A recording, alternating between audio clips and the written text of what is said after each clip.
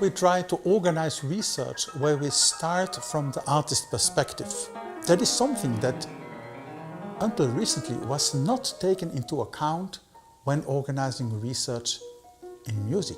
It was more a scientific way of looking to music analysis, but there was a voice, the voice of the artist, next to the voice of, for example, the music philosopher, the music sociologist, the music therapist, the musicologist. All these researchers took their own perspective to look to music. The artist is bringing a new perspective.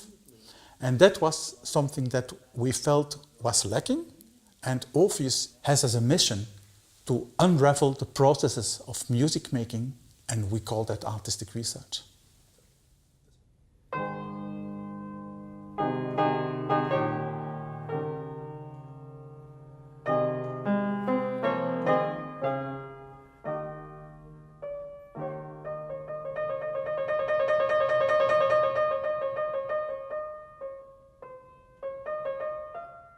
When we look to Tom's project, we see that Tom, as an artist, is working on different instruments. And what he tries to create, to produce, is a knowledge that only can be produced by artists playing on the instrument. It is not only practicing or putting into practice what is written in literature or written by, in this case, Beethoven, but it is the experience as an artist, together with the perspective of a researcher, critical thinking around the own artistic practice, that makes the knowledge produced a knowledge that is different from what is produced by academics.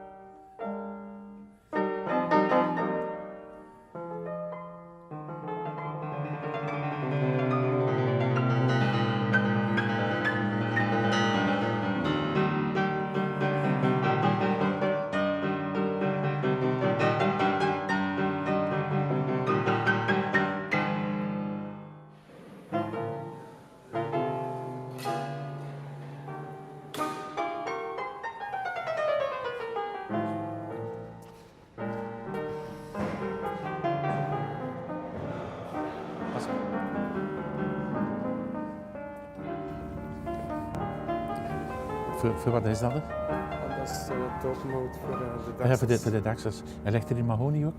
Mahonie leggen. Dat is die mahonie. Gaan we 3 Wouters maken? Gaan we genoeg hebben? Daar ligt er nog voor de Wouters. I approached Chris with the question, can you make me an English piano? But he said, I've always wanted to make Beethoven's Broadwood. And of course, once the suggestion is made, it's difficult to ignore. Het instrument van Beethoven nabouwen is niet zo'n eenvoudige klus. Dus omdat we toch vooraf weten dat de keer als het instrument er is, dat er over de schouders van over heel de wereld meegekeken wordt wat dat er met zo'n instrument gebeurt. Dus het is een heel belangrijk, de kans dat ik kreeg om dat instrument na te bouwen. It becomes a bit of a Pandora's box. You know, you open it and you have to deal with so many questions that you didn't foresee before. For instance, how did Beethoven react to this foreign piece of technology? Did he change his Viennese pianism? Or is it just enough to look at this as a piano that Beethoven actually touched with his fingers? Those are the kinds of questions that come with the making of this particular instrument.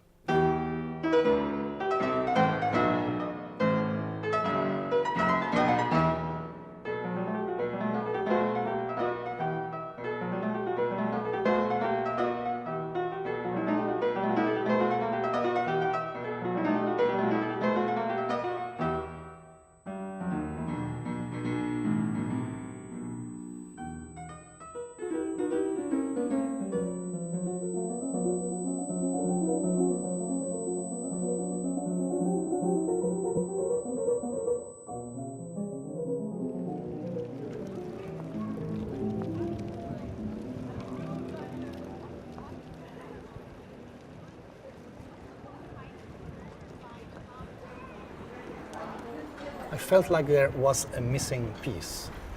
And I think the missing piece was the gehoormachine or the hearing machine.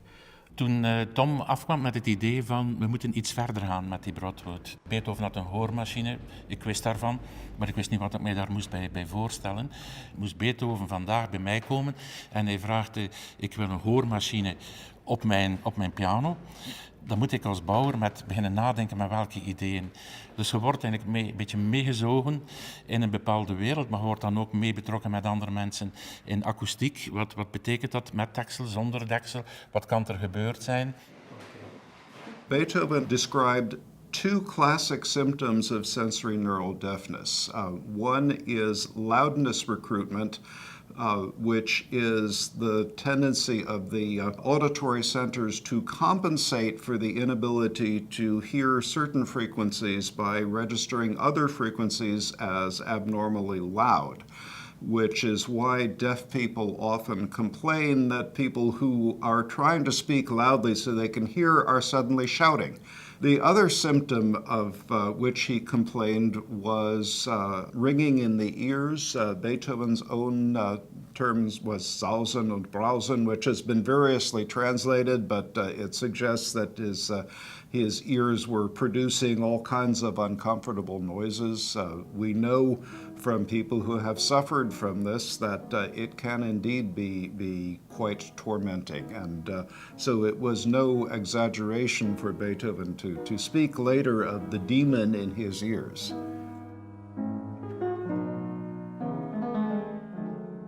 In 1802, Beethoven wrote one of the most famous documents of his life, the so-called Heiligenstadt Testament. He wrote the letter which actually was a kind of a will to his two brothers, in which he described in very personal and poignant terms the anguish that he was experiencing over his hearing loss.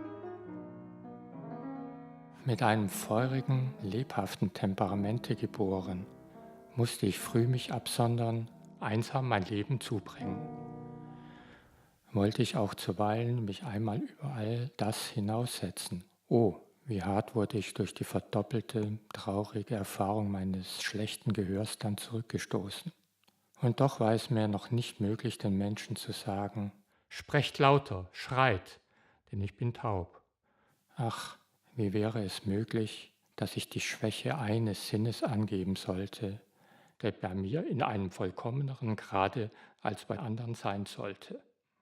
What is remarkable from a musical point of view about this document is how little Beethoven says about his deafness affecting his musical career. He speaks poignantly of the social isolation, of the embarrassment caused by having to admit to people that he is deaf. He is afraid that his enemies will have a field day with that news, but at the same time he says that he is held back from self-destructive thoughts by the idea of all the music that he still has to create. In this time he was in close contact to a person named Melzel, who was the person who brought the metronome to the market, and Melzel invented and built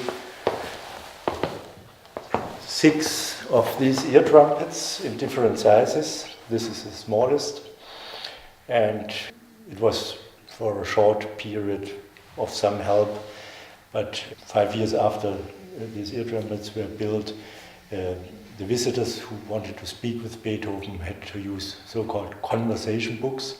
The conversation books that Beethoven used during the last decade or so of his life are an interesting artifact. For the most part, they record public conversations, and they generally record only the other side of the conversation. So they are a vexing source to use, but also a very important one, because we can learn a great deal from the conversation books, including, as it turns out, a great deal about Beethoven's negotiations with the Viennese piano maker Matthäus Andreas Stein about the building of a resonator to go over his Broadwood piano, which appears to have been a major boon for him, musically speaking.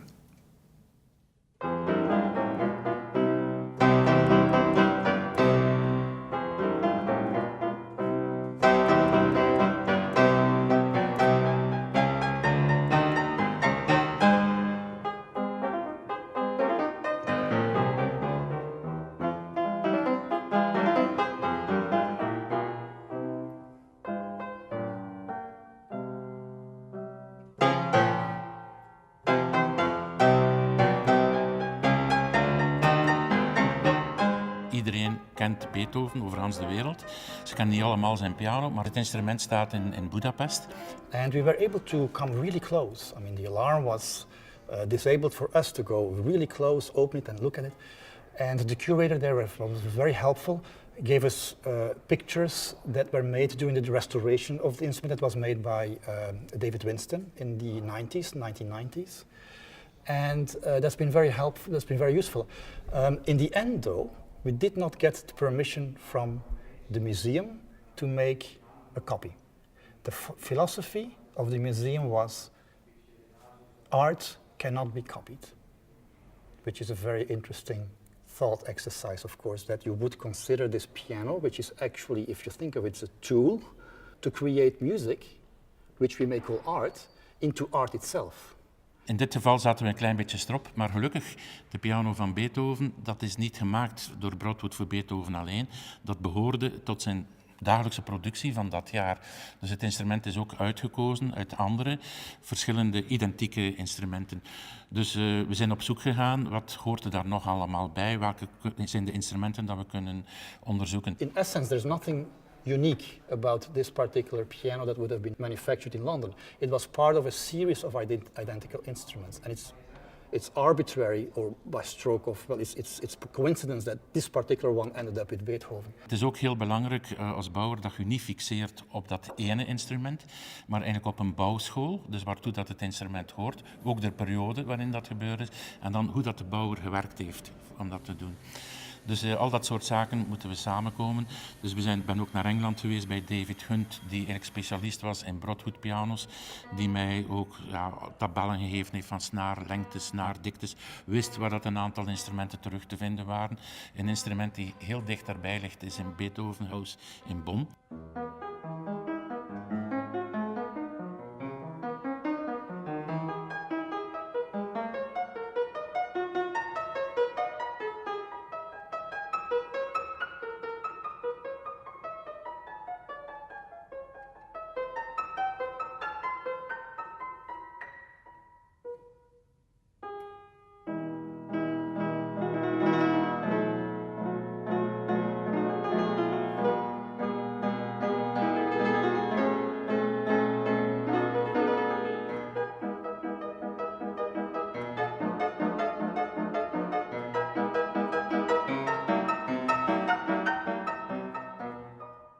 There are some researchers in the beginning of the 20th century and the late 19th century even would say the Broadwoods were very important for Beethoven. Finally had an instrument that had a big tone and a kind of good touch. And other researchers later came along and said the Broadwood was absolutely unimportant for Beethoven because he couldn't hear anymore.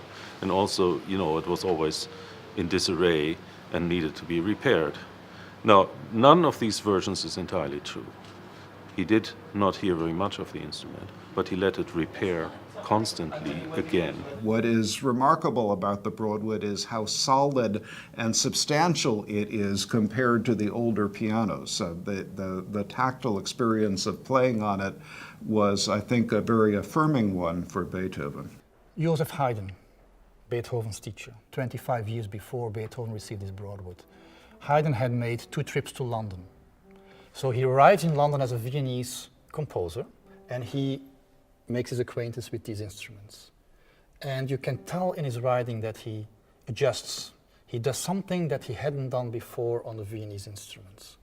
This is an earlier Viennese piano from around 1795, 1800 by Anton Walter. And a sonata that Haydn would have composed for it, or an instrument like this, would be this one.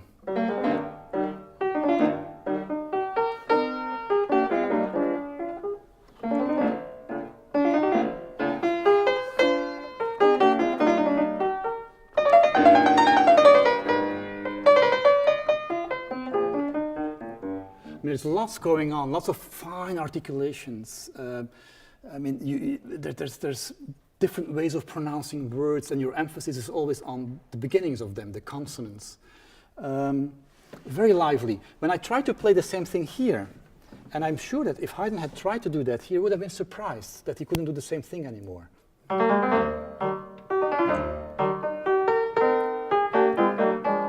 It's much heavier.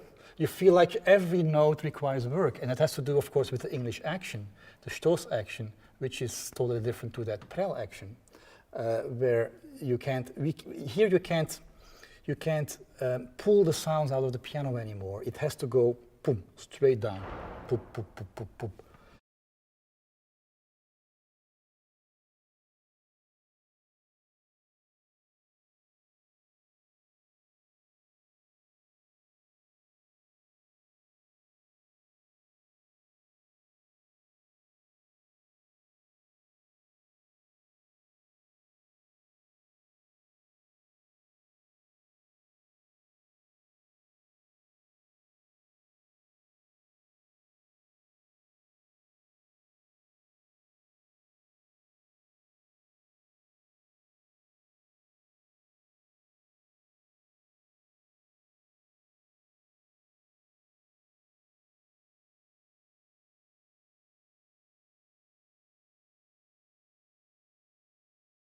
It's a totally different rhetoric. Over there it's intimate, articulate, delicate. I wouldn't say delicate, but smaller, more private. Here it's grander, more singing, more open, longer sounds. It's got a thicker soundboard, the English piano, than the Viennese. You feel like this is much more a public style. This is, let's be an orator on the stage. Let's take on bigger gestures.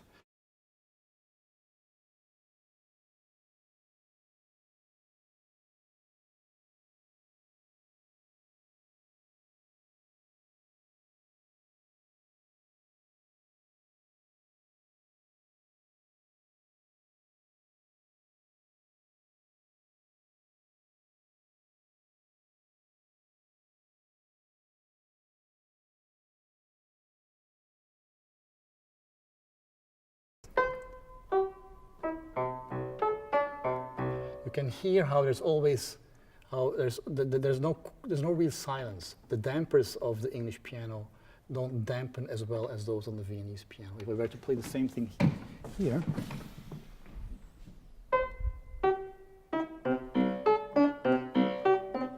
so it's tick, tick, tick. This is a sonata that Haydn actually wrote in London, and what he's doing here, pop, pop, pop, is almost representing his surprise of, hey, look, there's a lot happening in those silences. Let's listen. And then,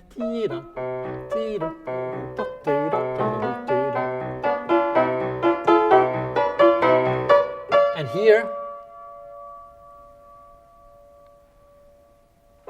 you would have been surprised at how long the decay actually, how much time it takes. Here you would, it's over. That's why Haydn writes on that note, fermata. It expresses his surprise from, wow, this is so much longer than I'm used to.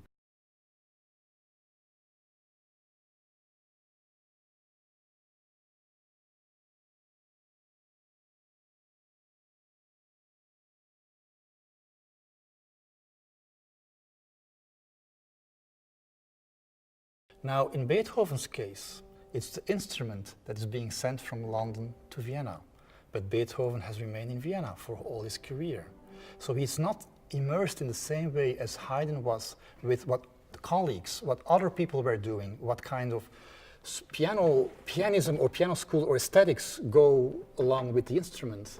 So Beethoven has to figure it all out by himself. And therefore, the question of how did the instrument influence Beethoven specifically is very, very hard to answer. It's all about details, because Beethoven remains Beethoven.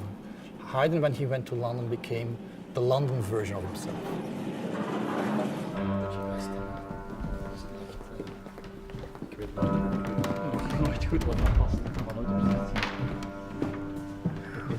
Broadwood, daar is de graaf.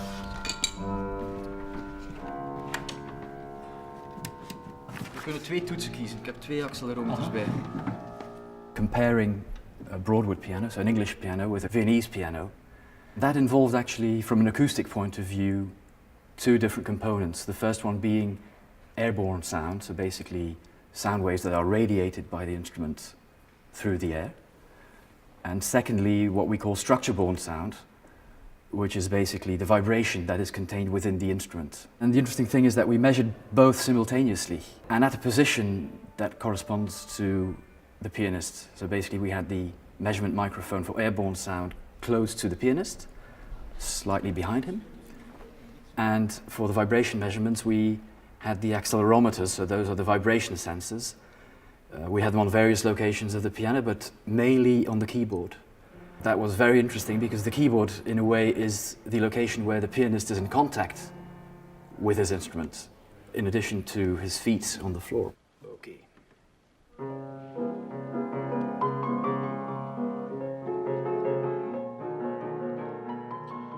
After having measured those 2 components, with Tom actually playing, we found, and this was really very interesting, that the Broadwood, regarding airborne sound, was slightly weaker than the Viennese piano, 5 to 10 dB, especially in the bass frequencies. But then when looking at the vibrations, there the difference was really impressive, and it was clear that the Broadwood vibrated up to 5 decibels more in the keys and up to 10 decibels more in the floor.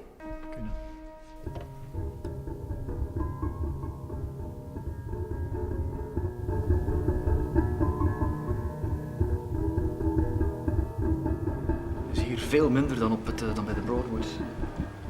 Dus nu moeten we dat eens analyseren in octaafbanden en dan...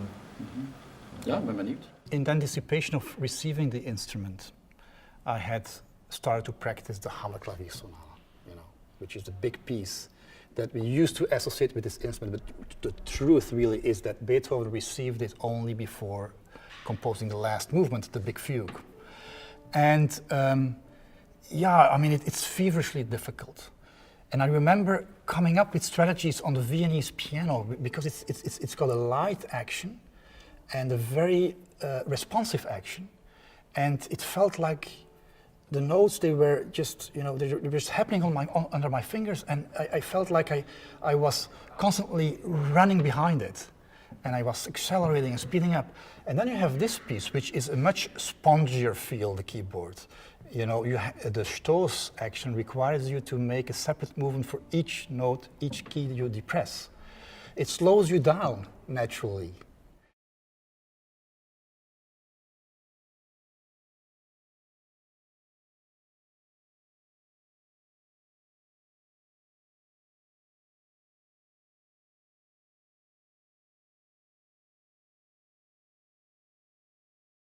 And I remember having a blast even, and almost laughing out loud with this insight. Hey, that's exactly how Beethoven must have felt it when he wrote this. And he must have taken special interest in it too.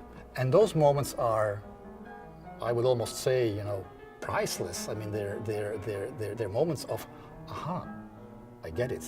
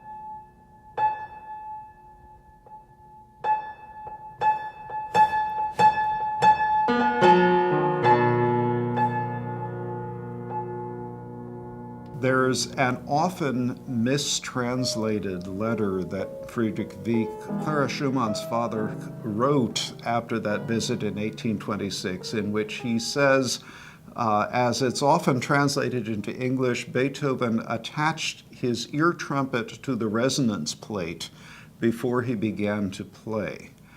And that translation is problematic because the term that Beethoven used, Gehörmaschine, or hearing machine, was one that he applied both to his ear trumpets from the previous decade and to the resonator that Stein had built for him to go over the Broadwood piano, and probably to a later one that was built by the Graf firm to fit on the Graf piano. So when Wieck spoke of the Gehörmaschine, he almost certainly meant that resonator. We have one major report of somebody, August von Klöber, who saw the piano with the machine, and he refers to it as ein Blechkuppel, cupola made of metal. So we have at least a suggestion that it was something that was round. We actually started thinking about it, what may have been developed, because we don't have any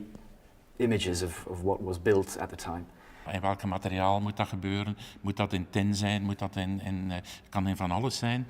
En ja, ik wist ook direct bij ons, Mark Lonke in de firma, is ook iemand die heel snel meedenkt naar systemen, naar oplossingen voor de meest gekke problemen die zich voordoen.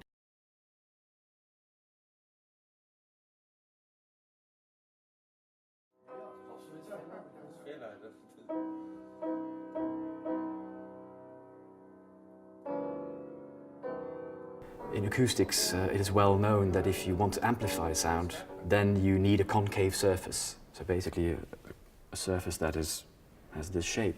Now there's various possibilities to recreate that. One would indeed be a cupola, but another possibility, which is very plausible, would be a horn. And then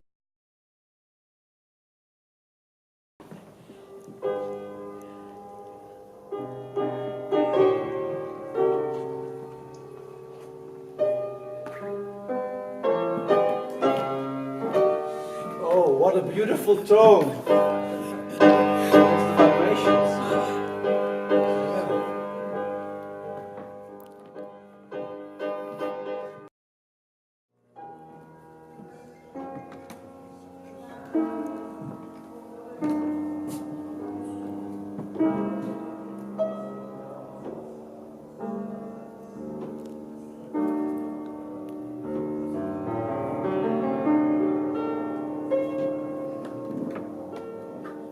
Afspannen van de piano met touwtjes en daar zaken overleggen, was allemaal de idee van Mark Lonke.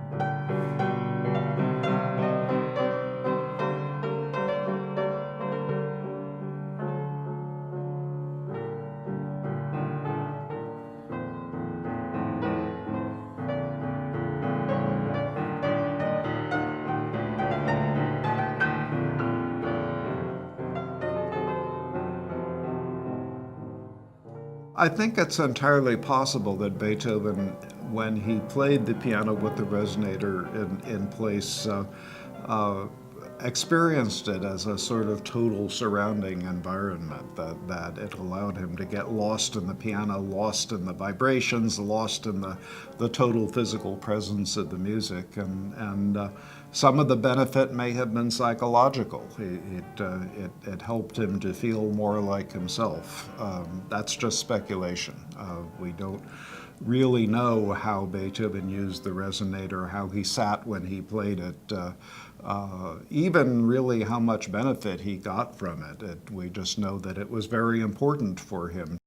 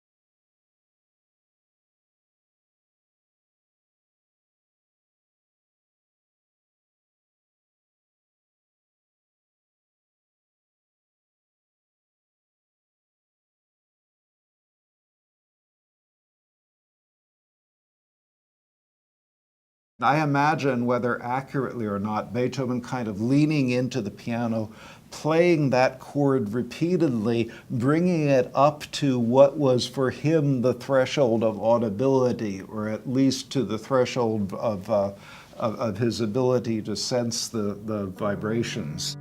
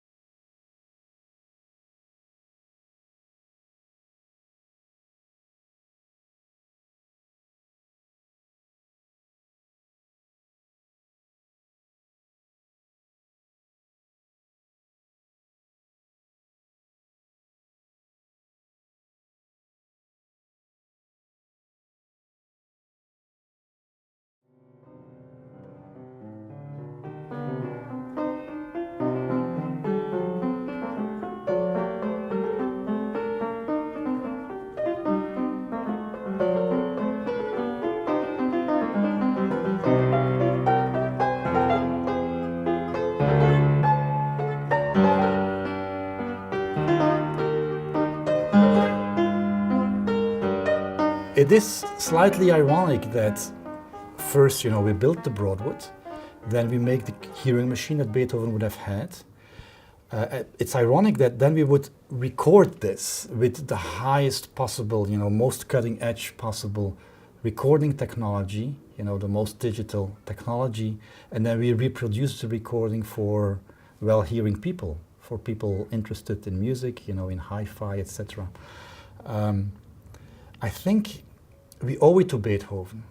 And what I mean by that is that by putting in the center his, I would call it a disability, we also allow to paint a picture where he not only compensates for his disability when composing this music, but it becomes an integral part of him creating something at the piano. Ever since the beginning of recorded music in 1887, music recordings have tried to imitate the experience for the listener of being in a concert hall. We try to capture the music that a listener in a concert hall would hear if just as attending a concert. So the normal setup would be, you could either record, say, the Broadwood piano with its lid open, and you put the microphone sideways. You get a very nice coherent sound, but it would not correspond at all with what I'm hearing sitting in front of the piano. Now, normally I would say fine, that's okay. And even in the case of piano music at this time, you could argue that there wasn't the culture of public recitals as we have nowadays. But nobody listened to this music in a concert hall. You would listen to it in a smaller, more informal room or a salon type of room. So, but okay, you could say fine, you can record in such a way that it's from the perspective of somebody sitting, say, next to the piano over there. the perspective of the performer is very rarely captured in music recording. Usually we capture the experience of the concertgoer, of the person who listens to the music, not the experience of the performer and how it sounds where you're playing and where you're sitting there and playing. I mean, the act of listening is very much part of the experience of sitting at the piano. And I'm inviting the listener to come and join that. So I'm inviting the listener to come, become my head, my ear, so to speak. That's why we decided to put microphones behind my body, my ears.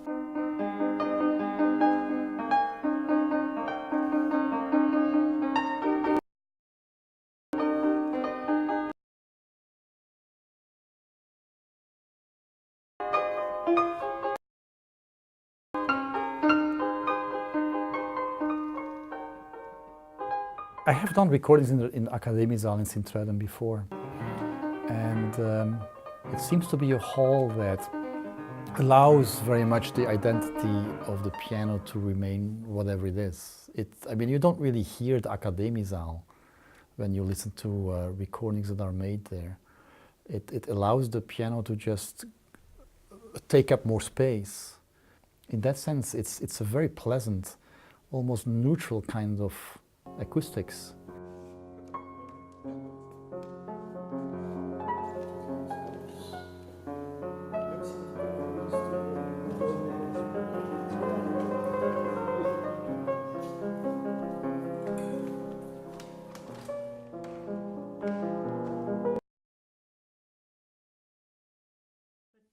Something of the more further sound, more ambient sound, yeah. But some colors. I'm actually kind of questioning the closer text at this point, that I'm thinking we have too much. When was he playing for the first time on a Venice piano?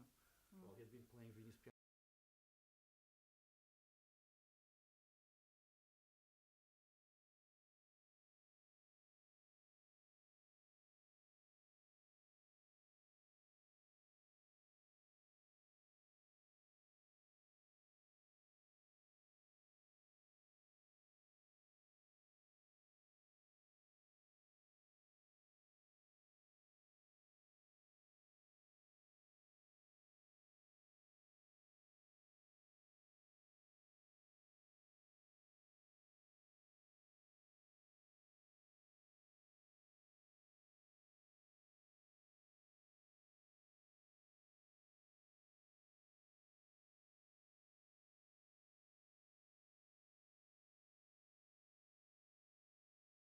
Some of the prototypes that we had, especially the early ones, were actually very closed off.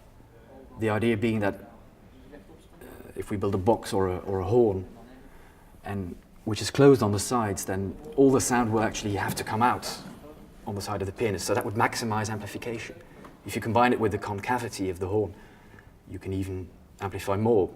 But we quickly realized that the sound was quite harsh and sounded with very strong bass. It sounded a bit like a cave. So during the project we kind of quite quickly realized that this might have been interesting for Beethoven to maximize the amplification, but for a contemporary listener it would not have been the preferred tone. And that's where we started opening up the box or the horn. So we started removing pieces from the side. And indeed that made the sound, more pleasant, warmer, and also clearer, because this boominess effect we kind of reduced. At some point we decided, okay, now we're leaving behind an actual reconstruction of how things would have been for Beethoven, and we no longer play with that horn type of construction, like the hearing machine type of construction, but we recreate what we started calling a flexible backward projecting lid that has all the advantages of a sideways conventional lid, but it projects the sounds backwards. But there's enough diffusion of sound to make the sound beautiful and attractive, also for a well-hearing person.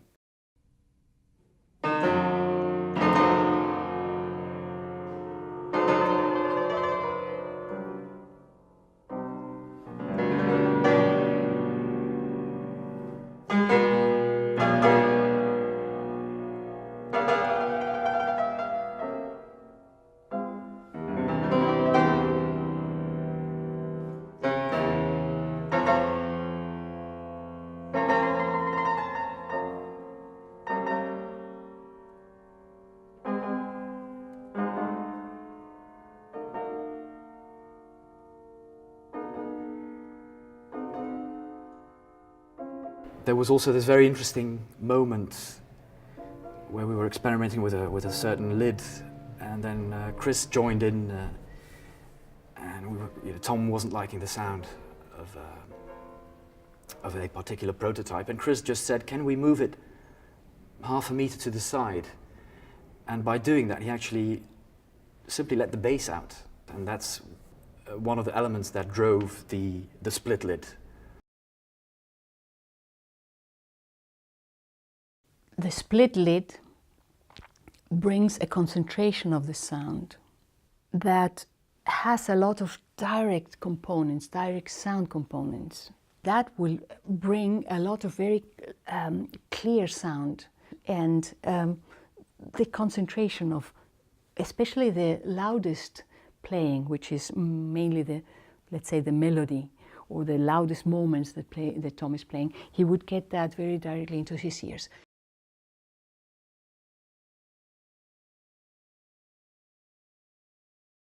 By having this discant reflector, so this element which is close to the discant, by angling it in the correct angle, you can project the high frequencies from the part of the piano that radiates the discant to the pianist.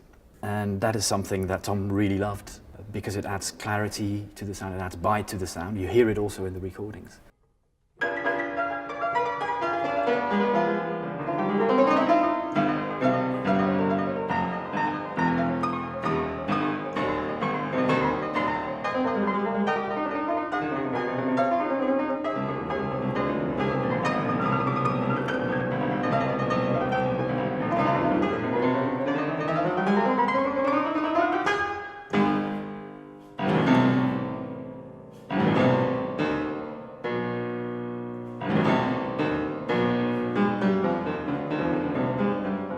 In a sense, what's happening is that you are, and I'm going to use the term, Viennizing this instrument. You're making it brighter, the way that the Viennese would have been used from their, in their hearing from their instruments. It's not as muffled anymore, but by projecting all the sounds this way and increasing the overtones of the treble, it becomes almost Viennized English piano. And I think that's the key to looking at Beethoven's late piano music. It's this interesting mixture of the two. And it's also a better way to sell the idea of the late Beethoven sonatas on this particular instrument. Because if it sounds too muffled, if it sounds too rumbly, rumbling, if it lacks clarity that we have from Viennese instruments, then I think we pay injustice to that music, to those last sonatas. And these are aspects that Beethoven himself, as a deaf person, would not have picked up on. But they're still there in the music that he writes. And that's exactly what I meant with, it's a Pandora's box, but it's a good thing we opened it, because it's moved us ahead, I think, as far as Beethoven research and scholarship and artistry goes. One of the most interesting aspects of a project like the Broadwood Project is that it combines different things. It combines music performance, music recording, music production, with music research, trying to understand how did Beethoven hear the sound of his instrument. I believe that bringing the production and bringing the research together only can work when the results are of artistic level and comparable with many other recordings like that. So if you listen to this sound, and I think that all us who were involved in recording and mixing, we're very aware of that. It sounds really good. I think the most important thing about all of this research, all of this speculation, all of the study of Beethoven's hearing, his pianos, his music, is if understanding Beethoven as a deaf composer makes him more human to us, makes his music more human to us, then I think that can only be a good thing.